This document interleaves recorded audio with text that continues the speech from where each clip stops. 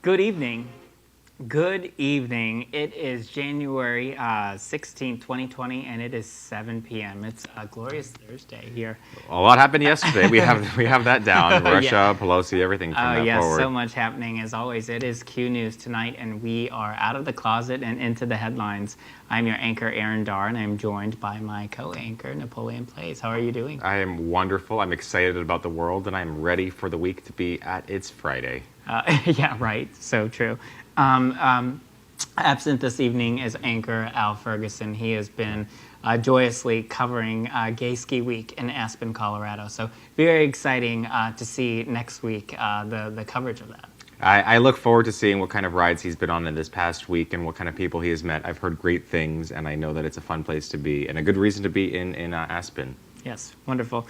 So Q News tonight, we are the world's first live gay daily evening news program. Daily Evening news program. So we're completely unscripted, as you just saw. So any mistakes that I've made, that Napoleon will make, that Al will make when Al comes back, you will see. So anything can happen. Any tongue twister, any tongue tie, you will see. So Q News tonight is brought to you in part by the It's Happening Out television network. And It's Happening Out. It's the world's most popular live gay television show, which airs every Wednesday at 8 That's p.m. right. Just yesterday, we were Yes. broadcasting from Vegan Fine Foods here on Las Olas in Fort Lauderdale. It was an incredible time, some awesome food, and we had some really fun Republicans on, so make sure to check it out. Yes. And tell us a little bit more about how our viewers can learn. Absolutely. Well, we have a lot of fans. We have people that are coming into this show or from other shows, and we want to make sure that they don't just like and subscribe to our channels on Facebook, on YouTube, but that they also start watch parties. And it's so easy to do that. We've got a video to show you how. Watch this. When viewing our live show in your app, please click Share. After clicking Share, your screen should change and you can then click Watch Party. On the next screen, you can write text to your viewing audience and then click Start Watch Party. You've done it! Enjoy your party! You saw it is that easy to like and to subscribe and to watch Q News tonight. And share it with your friends. And to share it with your friends. Don't you always want to have your little echo chamber where you can discuss different conversations and then get it out there to the populace? Right. So also very important tonight to note, also, we are coming to you live tonight from the World AIDS Museum and Education Center in the heart of Wilton Manors, Fort Lauderdale. And as always, as Al says, the gayest place on planet Earth. And I, as always, have to say, it's a little less gay without Al Ferguson in the room. We've still got you. We're good. We've still got me, so we're good. But a big thanks as well to Concepto Modern Living for furnishing part of our set this evening, our beautiful table. We greatly appreciate it. Concepto Modern Living. So let's do it. Let's cue up the news tonight and let's get right into it. So breaking news, world news tonight. You have some news for us about coming out of Indonesia, and we have a video on that. That is right, and the video will be playing in the background as we go over this because this is an incredibly interesting story. The video details the work of one person who has been being billed right now as the largest or the most impactful rapist in the British colonies, in British culture. Mm-hmm. The mayor of Deepak Muhammad Idris plans to enlist a public order, in fact, to officers that are going to raid residences of members in the LGBT community that are over there in Indonesia. Indonesian student Reynard Sinaga, who we see in different security cameras in this footage that's being played right now, was convicted of 136 rapes against different men whom he drugged, and he was just recently given a life sentence of 30 years. And that's a large number, 136 men that he drugged and raped. The commissioner for the National Commission of Human Rights in Indonesia stated that the raids increase the risk of persecution and other law-defying acts, which is to emphasize the problems that these raids that are being now pushed onto the LGBTQ community because of his actions are detrimental to our community in Indonesia. It's a problem.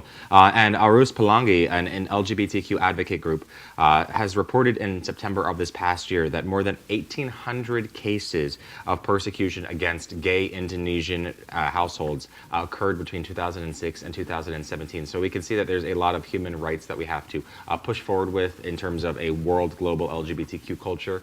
And obviously there are some extreme examples of what people in our culture are also doing and how that's impacting the masses. So I'm sure with this is going to be something that continues to develop, and as it develops, we will definitely bring that to our viewers here. It is a unique story for sure. Yes.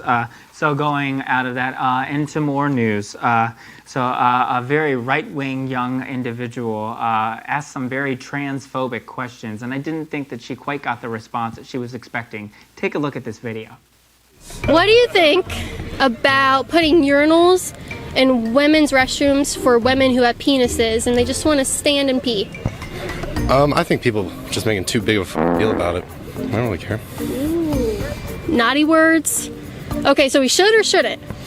I mean, I don't really care. Okay, what about tampons and pads in men's restroom for men who have periods? If you're really getting that worked up about it, why does it matter? KAITLIN Bennett. I'm going to say it again, KAITLIN Bennett. A lot of you might remember her. She's truly a poster child for the National Rifle Association. She made headlines some years ago in 2018.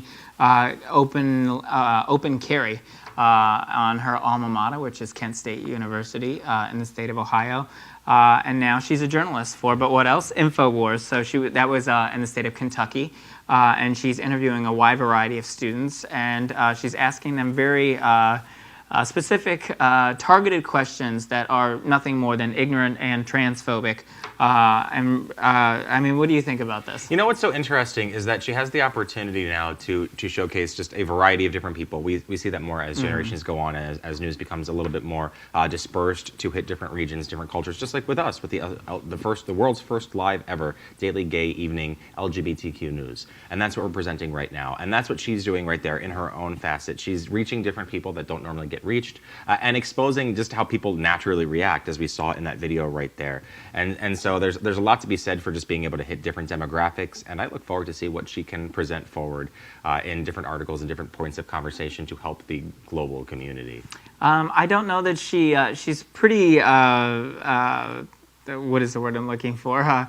She's pretty pointed, boxed, pointed, but pretty boxed in her own narrative in terms of just presenting one notion, one viewpoint. So I don't think that we'll see much of an opinion other than this vast far right-wing conspiracy that she continues to... That might be what she's perpetuating, but it's still important to have that perspective. You get your kind of perimeters when you have that put into place. Otherwise, what else are we going in terms of any kind of perspective? It's your North Star. Well, with her, we'll definitely know what we'll be getting, and it's going to be nothing more than fake news. So on to our next story we have here, and that is...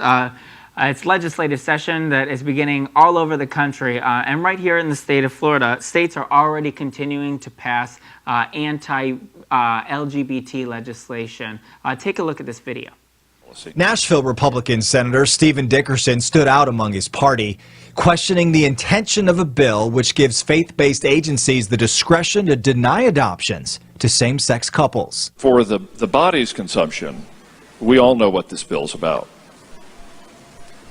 My colleague will not articulate that. Taking it a step further, couples could also be passed over for adoptions if they practice an opposing religion that does not align with the agency's beliefs. What we just saw is a course of anti-LGBTQ legislation that has been passing and has just been passed in Tennessee. And we're seeing examples of that throughout different states all across the country, that many states are passing anti-LGBTQ legislation during this very important election year of 2020. As we saw, Tennessee just passed that anti-LGBTQ, easier to discriminate against LGBTQ parents who are looking to adopt bill. And then in Florida, just on Monday, hours before the end of the deadline to get in new bills, we saw 4 different bills that were put through in Florida that varied from repealing LGBTQ worker protection to anti-trans healthcare and the re-legalization of conversion therapy. So there's a lot of different things that are hitting us as a global LGBTQ community, and we're hitting it in different states and at the last moment too, which is what's, at least to me, so discouraging. We have received outrage. Many people in the country have received outrage from LGBTQ individuals and LGBTQ organizations that obviously don't stand for this, from Equality Florida to the Human Rights Campaign, who we'll talk more about a little bit later. But it's impactful to everyone across the country because we're seeing these acts being taken place that are harmful to our growth as equals. And that's where this comes into play, is that we're seeing it so much this year. So yeah. Never, see what never a dull progresses. moment. I mean, it's truly insane that in 2020 we have to continue to have these conversations about gay conversion therapy and Human rights. and human rights in general. So, and some lighter news. In our next segment, we go to entertainment, and you have some news about Super Nintendo. That's right. Lighter news indeed. I know that myself, among many others in the LGBTQ community, learned to come together from having the privacy of our own home screens or from having just an interactive community. And I think that's one of the things that's so incredible about video games as a whole, or just interactive displays, because male psychology works in a lot of ways more fluently when someone is next to you and you're watching something together, driving, sports, video games. And this commercial for Super Nintendo World focuses on the release of an entirely new live interactive world that is in the vein of Harry Potter that launched in 2007 and is going to showcase all of Nintendo, starting with Super Mario. They've got a ride that's all about Mario Kart, they've got a ride that's all about Yoshi, and it's a human ride. It is for families, it's for couples, it's for everybody. And what we see here is that the new world is going to launch over there right in for the Olympics in Japan this year, and then there are going to be 2 new worlds that launch in California and Florida here in the next year as well. So I'm excited. I'm going to be there. I'm going to bring everyone I know. I'm going to bring my cousins. One of them has confided in me about how excited he is, and we just relate in different ways. And so it's exciting to me to see how different humans will connect over this experience that relates digital and all sorts of different aspects together. So there, you've heard it for our game enthusiasts out there. Super Nintendo is coming to Japan. A full world experience, A full I promise world you. experience. So, in more entertainment news, those lovers of the L Word rejoice. The very popular, long-running Showtime series L Word was recently given a reboot. Yeah, just a season ago. Yes, and it's called L Word, the Q Generation, and it's just been renewed for a second season, so 10 more episodes, and it follows the lives of lesbian, bisexual, transgender women. Who it looks at their careers, their parenthoods, and just their general lives, and it paints them out to just be normal people, because as LGBT people, we are normal people. We're human. We're human. Who would have thought? Who'd have thunk? We've got the entire cast photo up there. I look forward to seeing what goes on between them. I didn't watch the original, but I do know that it was impactful to all of culture, especially in America. And so this reboot is going to be impactful as well. Yeah, and it's nice because it shows like this that normalize people like you and I to the wider aspect of society. That we all have problems that we deal with that you don't have to be part of the spectrum to deal with. You don't have to be LGBTQ to relate to an LGBTQ person. That's very true. Absolutely. So, in our next segment, we take you to business. So, some very exciting news about women coming into the helm of being a CEO. That's right. Pride Media, which is a company that has storytellers and innovators and influencers that all come together and believe in giving a voice to all people, especially within the LGBTQ and minority communities, have come out. They are, of course, the digital media that include The Advocate and Out and Pride, all of those .coms, big names that are all involved in this one corporation. And they have gone ahead and named their first ever female CEO, the first ever CEO female of Pride Media, whose name is DIANE Anderson-MINSHALL. And she's known for her celebrity coming out videos. She's done a number of those where she interviews people that have just come out or in time what their coming out story was.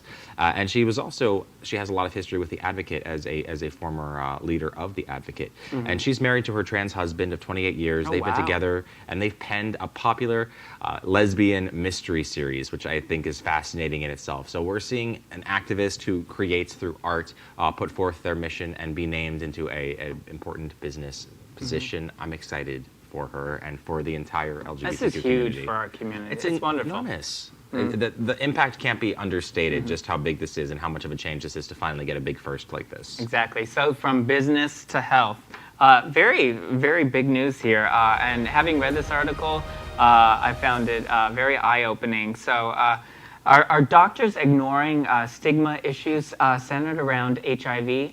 Watch this. Don't allow your community to stigmatize you into not wanting to know about your health. We still forget that we still need to know about our health in order to set ourselves free, to know that we can walk into a room and say, hey, my friend, hey, my sister, hey, my brother, did you get tested? I will even go with you if you want to get tested. Spread facts, not fear. So recently, a study out of the University of Washington of about 206 individuals had shown these individuals and the relationship that they carry when they go from home to their doctor. And they all happen to be HIV positive. And they're wide-ranging in our community. They're people of color, they're male, they're female, and they're LGBT. And some of them even heterosexual. And it was very interesting. So they were all surveyed what they felt were the issues that they truly face that are obstacles to them as HIV positive people. And it was interesting because it was completely polar opposite what patients thought and as they were surveyed, and then what doctors thought as they, of course, were surveyed. So the patients had expressed that medical adherence, so adherence to their medications, making sure that they're taking what they need to take, HIV treatment and symptoms that occur, depression, that's huge, that sexual risk behavior, and stigma. 48% of patients that were a part of this survey had actually responded in their top 8 choices that stigma was one of the major concerns for them. So at a top 4, so 48% of them saying that stigma was something that was a major concern. You take that and you make that just parallel to what the doctors are saying. So out of all 8 surveyed top responses for doctors, stigma wasn't even on the list. They were more so concentrated with substance abuse, depression, medical adherence, again, with medications, alcohol abuse, tobacco use, sexual risk behaviors, treatment for their medications. So stigma is not necessarily a part of the conversation when HIV positive people are meeting and conversing with their doctors. That's definitely true, and that is even more impactful. We're coming to you from the World AIDS Museum, which is, of course, a place that has worked for a long time to continue to help understand the history of AIDS in the LGBTQ and beyond communities, but also to erase that stigma and understand some of the growth potentials that we've seen from this disease that has come upon us, as well as how we can move together and into the future. And so that really does take us very well into our human rights initiatives, which takes us into our next topic, which is that the HRC, the Human Rights Campaign's Faith Outreach Initiative, has reached its 2nd step. The Human Rights Campaign is obviously one of the largest LGBTQ plus companies that helps promote different activism within our own community and others as well, not just LGBTQ, but they are the largest in that respect in the nation. And so what we've seen here in this week is that they have released their 2nd movement in their series, which is a series of tools that help engage allies, the A in the LGBTQIA. And what they're doing is engaging people of faith as allies for equality. And they've held workshops in Colombia, in South Korea, and in the Czech Republic that have helped people to understand, with this resource that they have now available, different tenets of getting people of faith to be involved in our community. And they have 5 main things that are listed in that resource, which are along the lines of identifying LGBTQ people of faith and allies, which is number 1. 2, connecting with them and connecting them to each other. 3, protecting tools and resources for them to be allies. 4, providing people of faith with effective messaging to create change within their faith traditions. And 5, and public spheres. And 5, creating opportunities for them to engage in advocacy as allies. So what they're trying to do is help empower people that are not a part of our community as individuals that have experienced the oppression, but as those that want to help and communicate, because that's where the largest portion of us are people that aren't just part of the 10% or so that are in the LGBTQ community, but are the allies in that community that can help perpetuate our causes as humans and people that deserve rights. Yeah, and to segue off of that, more news in terms of religion here at Q News tonight. President Trump recently had an event right here in South Florida in Miami, and it was called Evangelicals for Trump Coalition. And in that, it was a very interesting event, as some of our viewers are seeing with some of the video that's being shown, with a wide variety of individuals who are from the facet of the evangelical community, who have stated very publicly that gays are immoral, they are filthy. They have said that and compared us to pedophiles, alcoholism, and they have blamed us for natural disasters. Yet they haven't blamed us for the election of Donald Trump, so I'm waiting for that one to come. But also, interestingly enough, at this same event, Donald Trump had actually questioned and found the need to go after Mayor Pete Buttigieg, who we know is a leading contender for the Democratic nomination for president in Gay. 2020, and gay, First and ever questioned, candidate. and questioned whether or not he was actually a Christian. Yeah. Which, make no mistake, that was intentional, questioning whether or not the first openly gay candidate for the presidency of the United States, for a Democrat at least, whether or not he was a Christian. Well, yesterday we reported on the idea that he was being questioned if he was even gay. So any kind of doubt that you can put forward is going to be doubt that you can use to leverage your position if you're someone in opposition, and that's what we're potentially seeing here. Or maybe it's a strategy that they feel is sincere. And I know that we will have more reported on that if that's the case, because they will have future movements that enact that kind of principle. Yes, so very important for our viewers to continue to just understand and realize who is going to have their best interests at heart for them as the LGBTQA community. And continuing in our religious segment here at Q News tonight, we have a young girl who was expelled from her school for wearing a rainbow sweater. Take a look at this bizarre story. Freshman was expelled from Louisville's Whitefield Academy after being photographed at her 15th birthday party wearing a rainbow sweater in front of a rainbow birthday cake. Wave 9 reported that the girl's mother shared the picture, taken in late December at a Texas Roadhouse restaurant, on social media, and it eventually made its way back to administrators at Whitefield. The girl's mother said that on January 6th, she received an email from Bruce Jacobson, the head of the school, informing her that her daughter would be expelled from the student body immediately. That's right. Kayla Kenny celebrated her 15th birthday with her family at a restaurant, and her mom posted the photo of them out. And then she ended up being expelled from her school for wearing a rainbow fuzzy sweater, not related to the LGBTQ pride flag at all. And the message that was emailed to her of her expulsion stated that the image demonstrated a posture of morality and cultural acceptance contrary to that of Whitefield Academy's belief. In other words, because it opposed, or because it stated that homosexuality, which is opposing the Bible, was presented there, she was expelled from the school. Which they completely glance over the fact that the rainbow is very much so in the story of Noah, which is in the Bible. I guess Just that's saying. not what they're thinking right there. Maybe she could have pled that defense if she had Just decided saying. that she wanted to stay at that school. But yeah, so anyway, going from religion to travel. So for LGBT community, this story is coming out of Indonesia and Bali. So very interesting story here. A lot of us are very familiar with these villas that will target the LGBT community, in particular gay men, gay resorts, if you will, and some guest houses that have been being shut down by local authorities for being too gay friendly.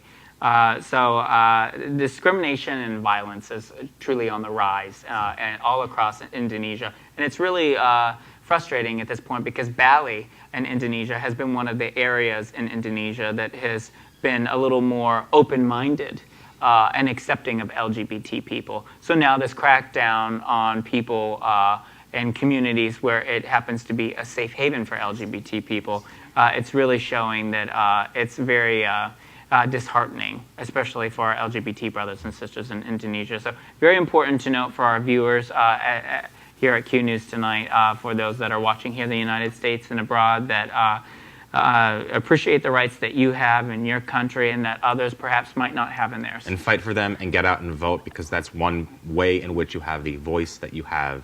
Get other people to vote, especially if you're our age, get out there and vote. We encourage it, we'll help you, we'll make sure you have a plan. Exactly, and that is a perfect segue into our next segment, which is about vote. So 2020, we must vote. So a GOP is failing.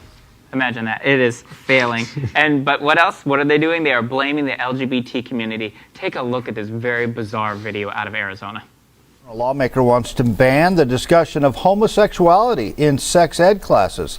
State Senator Sylvia Allen introduced a bill that would create sweeping new obstacles to sex education classes. SB 1082 would remove the word homosexuality from the definition of sexual conduct that can be discussed in public and charter schools.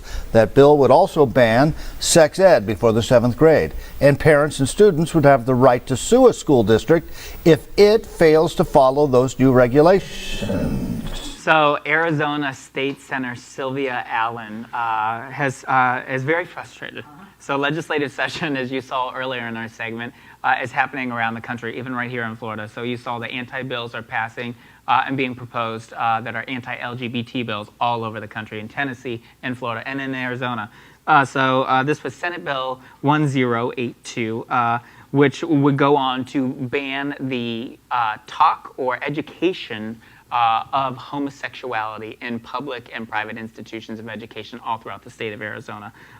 Interestingly enough, sex education, it really touches on, if you actually read the language of the bill, it talks in depth about sex education, which is important to note because we are at the World AIDS Museum and Education Center in Wilton Manors. So it talks about education, sex education, not being able to occur from anything below 7th grade in public schools in Arizona, and it allows and gives parents in Arizona the right to sue school districts if their students come across an institution that is teaching their children about homosexuality. So the bill is dead. So I'm sure our viewers, I'm happy to hear that it's dead. But she's very, Senator Allen is very much so disturbed from some public comments that she's made to see that she's being perceived as anti-gay and that the bill was anti-gay. So again, vote. Our viewers here at Q News Tonight, you must vote for those who are going to have your interests and your rights at heart. So going into good news. So from that extreme conversation, we go into something a little bit more lighthearted. Just and like you're going to kiss and tell right now, aren't you? I am going to kiss and tell, and we don't have a sound video. We've got something that is going to be in the background as we go over this, because fans of X-Men, fans of a lot of nerd culture, honestly, if you're a fan of Lord of the Rings, if you're a fan of Star Trek, then you're going to be a fan of this, because Patrick Stewart and Ian McKellen, who are, of course, Magneto and Professor Xavier from 2000's X-Men and all of the sequels since, were there together in London for the premiere of Star Trek Picard.